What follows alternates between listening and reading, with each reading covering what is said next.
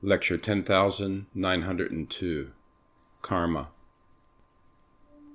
Within the environment in which you live, should you happen to be in the midst of difficulties, take out your magnifying glass from your pocket and take a look.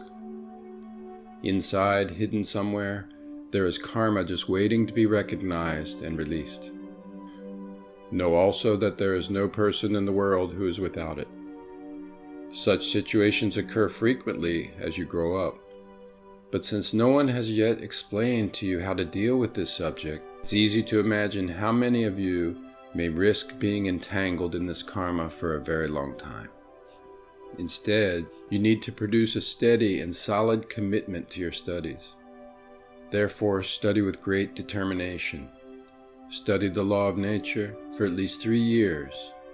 In doing so, at the end, you will magically find yourself on the opposite side of the border. You are the soul, your true self.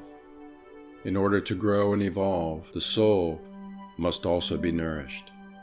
The food of the soul is the energy of knowledge which carries the soul. At one time, listening to high-ranking monks or university professors might have been helpful for the soul, but this is no longer possible. The energetic quality of these sources would be too weak now that humankind has evolved to its highest degree. Instead, read some books that can help the soul to grow. Listen to what speaks about the law of nature and the teachings that lead toward wisdom. It is no longer the time of mantras, of beating the wooden kettle drums inside temples. In this current society, you need a guide, someone who will take care of you and teach you to untie the knots in your life. Only then can you begin to breathe and feel alive again. I am here in front of you for this.